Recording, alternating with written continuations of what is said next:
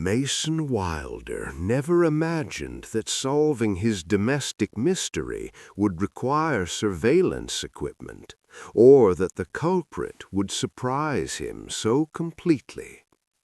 Strange things kept happening in the Wilder household.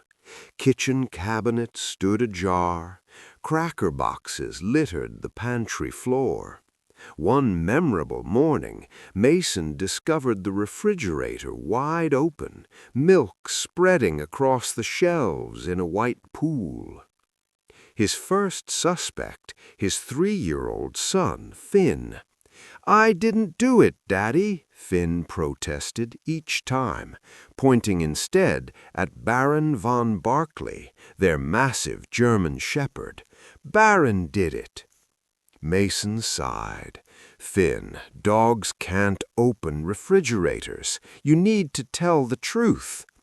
But Finn never wavered from his story, and Baron always looked suspiciously guilty, years back, tail tucked, avoiding eye contact. After discovering his hidden gourmet cookies destroyed, packages he'd stashed on the highest shelf, Mason decided to get answers. He installed a camera in the kitchen, telling himself it was about understanding, not catching his son in a lie. The next day he reviewed the footage at his desk. Fast-forwarding through the quiet morning hours, he suddenly froze at 1:30 p.m. Baron entered the kitchen with unmistakable purpose.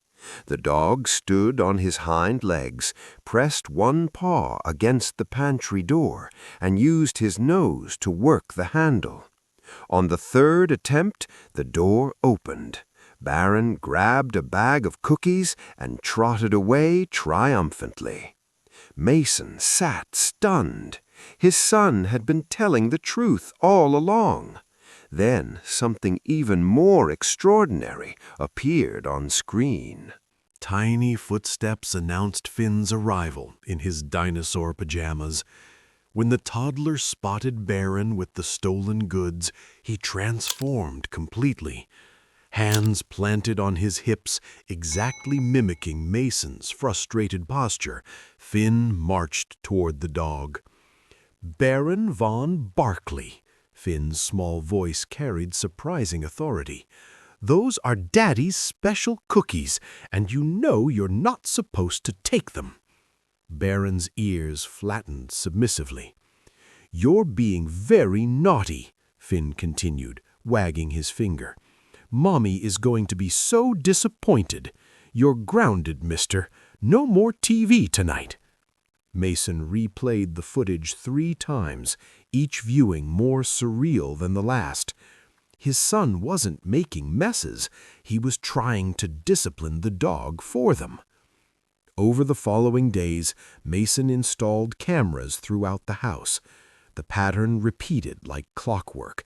Baron would execute his raids, and Finn would appear moments later, delivering earnest lectures using phrases he'd learned from Mason himself. "I'm not mad, I'm just disappointed," Finn told Baron after another infraction, gesturing with exaggerated concern. Baron would respond with what appeared to be genuine remorse, lowered head, tucked tail, sometimes covering his snout with a paw.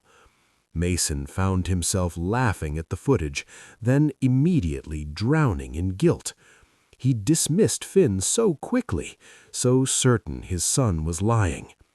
The confrontation came on Thursday. Mason heard a crash, then Finn's desperate voice, "Baron, no! I said no!" He rushed downstairs to find pizza slices scattered across the kitchen floor. Baron was gulping down a slice, while Finn stood in the chaos, tears streaming down his cheeks. "Daddy, I told him no junk food. Mommy said we're having healthy dinners, and Baron knows pizza makes his tummy hurt, but he won't listen to me." Baron froze mid-chew, cheese dangling from his jaw, looking caught between the 2 humans. Mason started laughing, a deep, cathartic release that brought tears to his eyes. "Daddy, it's not funny," Finn protested. Mason knelt and pulled his son close. "You're right, buddy. I'm sorry. You've been trying to tell me all along, haven't you?" "Baron's really smart," said Finn seriously, "but he makes bad choices sometimes." "And you've been doing your best to keep him in line," Mason agreed. "I use the same words you use with me," Finn said proudly, "because they work really good." Before we continue our story, let's take just 5 seconds. If this story is touching your heart, please press the like button, subscribe to the channel, and stay with us because many more beautiful stories are coming. Thank you, my dear friend. Now, let us continue. That evening, Mason compiled the best footage and posted it online as "Toddler Tries to Parent German Shepherd, It's Not Going Well." By morning, 50,000 people had watched it. By noon, over 1 million. Comments poured in from around the world celebrating the unlikely partnership between the tiny disciplinarian and his enormous misbehaving student. Mason showed Finn the responses.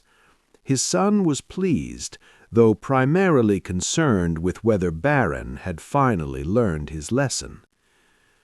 They installed smart locks Baron couldn't manipulate and moved treats beyond his reach, but the relationship between Finn and Baron remained unchanged.